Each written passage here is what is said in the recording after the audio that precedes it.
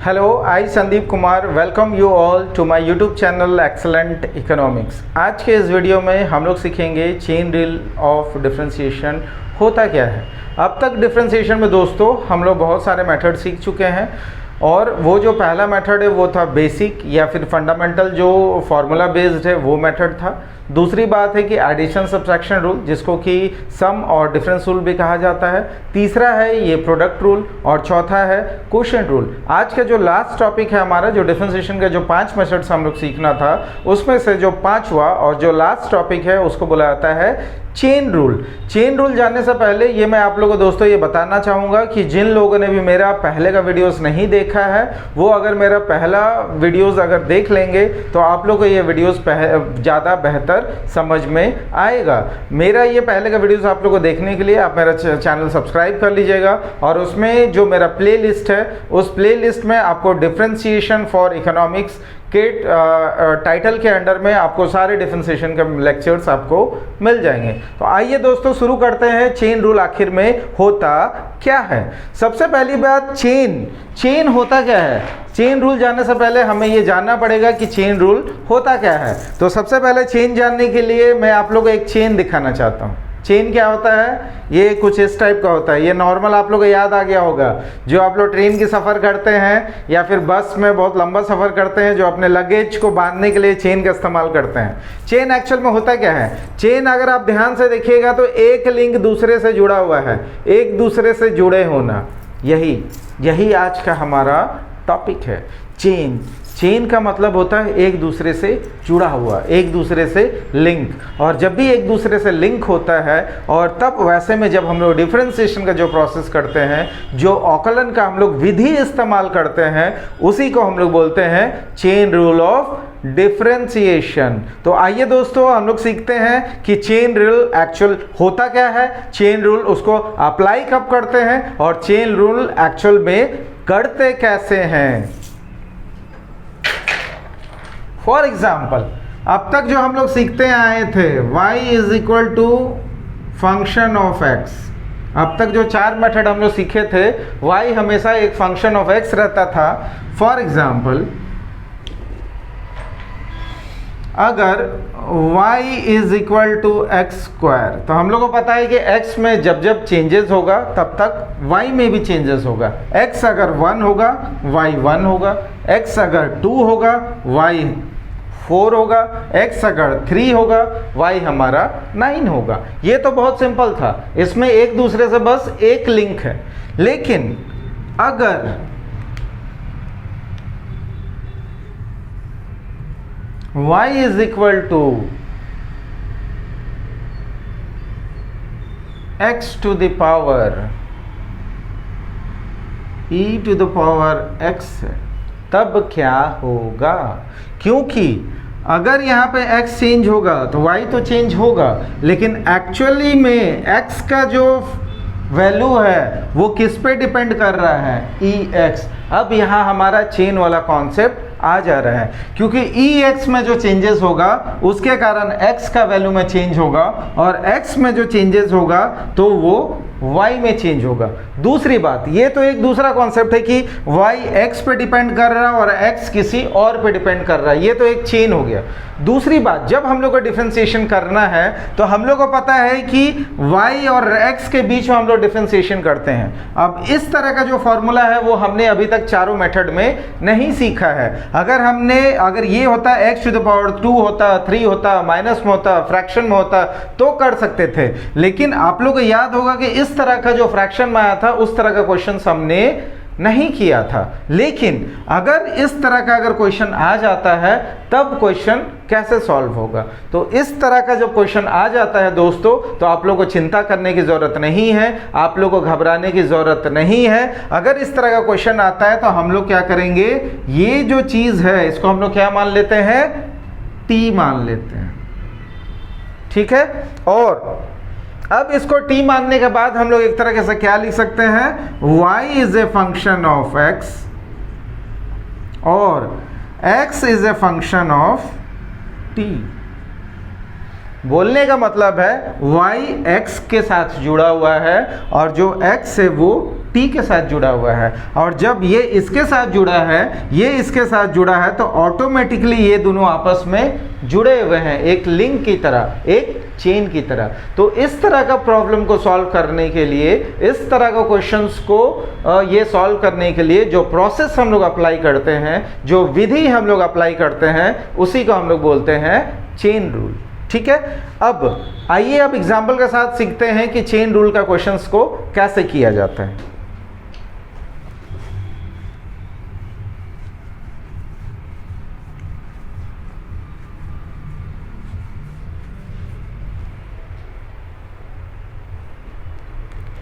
Suppose a question, example number 1, y is equal to log x square plus 3। अब अगर ये log x होता तो आराम से हम लोग कर सकते थे, ठीक है, और log x होता है तो उसको हम डिफरेंशिएट करके क्या मिलता, log 1/x में, सॉरी 1/x हमारा आंसर हो जाता। लेकिन यहाँ पे x स्क्वायर प्लस 3 है, इसका हमें ना तो फॉर्मूला पता है, ना तो इसका हमने प्रोसेस सीखा है। तो इस तरह का क्वेश्चन जब आ जाता है तो इसको हम लोग कैसे सॉल्व करेंगे।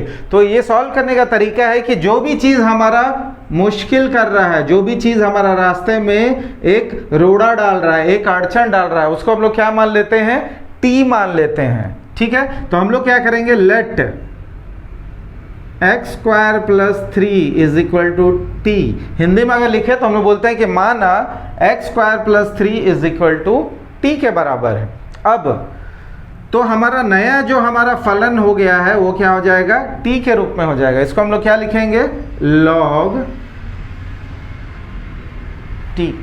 ठीक है, अब हम लोग को जब भी डिफरेंशिएशन करना होगा तो हम लोग को सवाल मिलेगा dy बाई डी एक्स निकालना। हम लोग को जो क्वेश्चन आएगा वो बोला जाएगा x के सापेक्ष में अवकलन कीजिए या differentiate with respect to x। तो हम लोग को क्या निकालना है, dy बाई डी एक्स। लेकिन हमारा जो फलन है वो t के रूप में है, तो डिफरेंशिएशन कैसे करेंगे, तो उसका एक तरीका होता है। अगर ये हमारा फलन t के रूप में है तो सबसे पहले उसका हम लोग अवकलन करेंगे t के सापेक्ष में, और जो हमारा जो t है उस t को फिर हम लोग अवकलन करेंगे x के सापेक्ष में।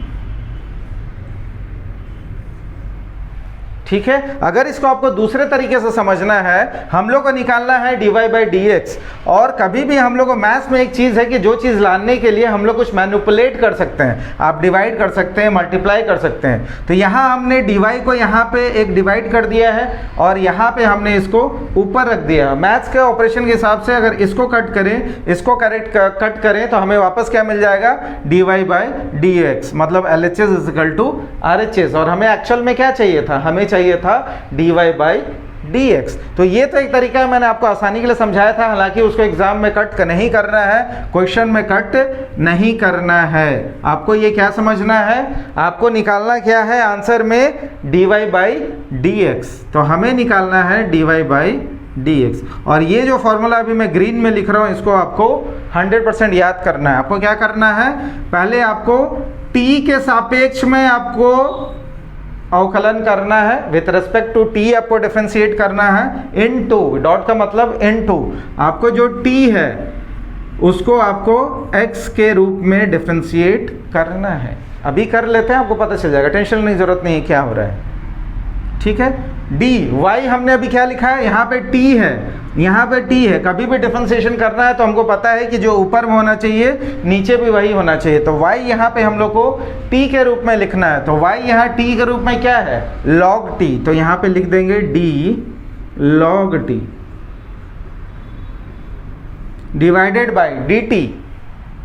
अब ऊपर में t नीचे में t, अब डिफरेंशिएशन आराम से हो जाएगा। यहाँ पे x है, यहाँ पे t है, नीचे और ऊपर दोनों सेम होना चाहिए। तो यहाँ पे t का जो वैल्यू है x के रूप में लिखेंगे। x के रूप में क्या था, एक्स स्क्वायर प्लस 3।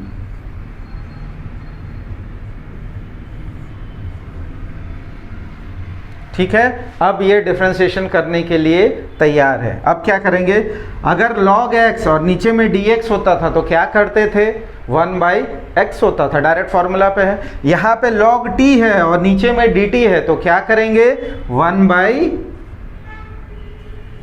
टी करेंगे इनटू यहाँ पे अब एक्स स्क्वायर प्लस 3, दोनों का अलग अलग डिफरेंशिएशन होगा। रूल नंबर 2, एडिशन और subtraction rule.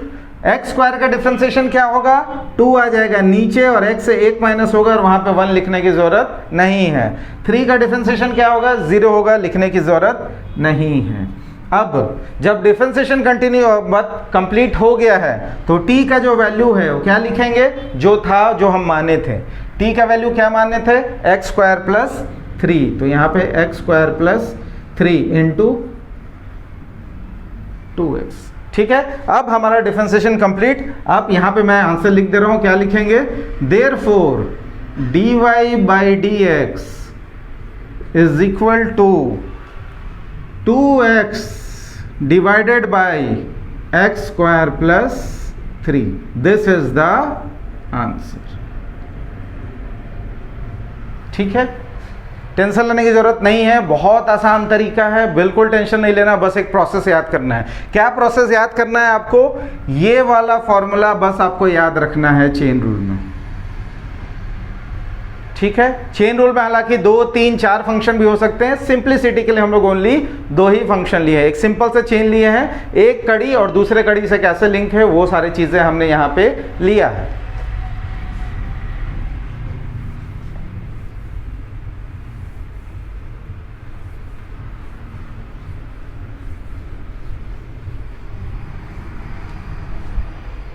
Example number 2, y is equal to e to the power 3x। अब अगर e to the power x होता तो हम लोग को पता है उसका आंसर क्या आता है, e to the power x ही आता, लेकिन यहाँ पे जो प्रॉब्लम है 3 टू द पावर x है। और मैंने बताया था कि चेन रूल में जो चीज़ प्रॉब्लम क्रिएट कर रहा है, जिसके कारण हमें तकलीफ हो रहा है डिफरेंशिएशन करने में, उसको हम लोग क्या मानेंगे, उसको हम लोग मानेंगे t। तो यहाँ हम लोग करेंगे let 3x is equal to t। Therefore, अब उसको y के टर्म्स में लिखेंगे, therefore y is equal to e to the power t।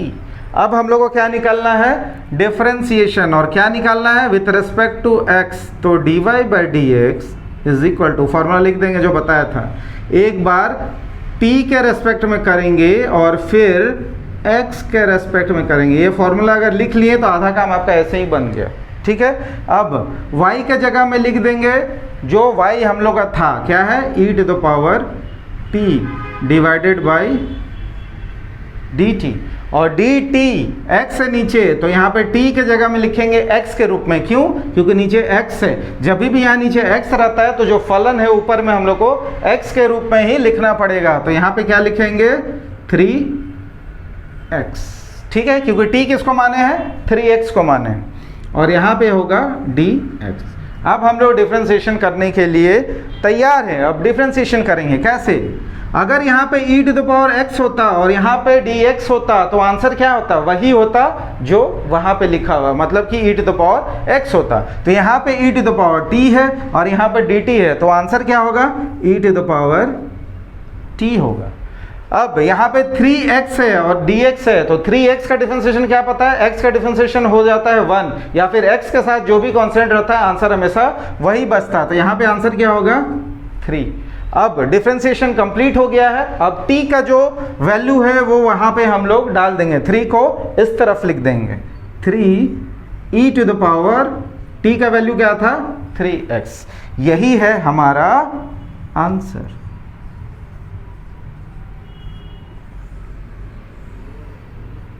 ठीक है, तो बिल्कुल आप लोगों को घबराना नहीं है। जब भी अगर चेन रूल आता है, जिस कारण से आपको तकलीफ हो रहा है उसको हम लोग t मान लेंगे, अपना फलन t के रूप में हो जाएगा, निकालेंगे dy बाई dx। एक बार t के रूप में हम लोग उसका डिफरेंशिएट करेंगे t के सापेक्ष, मतलब t के रेस्पेक्ट में, और दूसरी बात x के रेस्पेक्ट में उसको हम लोग डिफरेंशिएट करेंगे। जब डिफरेंशिएट कर देंगे जो आंसर हमें आएगा वही होगा फाइनल आंसर। तो चेन रूल में हम लोग को कुछ नहीं करना है, 1-2 प्रोसेस खाली बढ़ जाता है, टेंशन नहीं लेना है, सिंपल प्रोसेस है, बिल्कुल परेशान नहीं होना है। मैथ्स में एक प्रोसीडर होता है, एक विधि होता है, अगर उस विधि को अगर फॉलो करेंगे, दुनिया में कोई भी सवाल आएगा आप उसको सॉल्व कर सकते हैं। उम्मीद है आप लोग को ये समझ में आया होगा। चेन रूल में और सारे एग्जाम्पल हम लोग करेंगे ताकि आपका कॉन्सेप्ट और बेहतर क्लियर हो सके। नेक्स्ट वीडियो में बहुत जल्दी मिलेंगे, तब तक के लिए धन्यवाद। जय हिंद।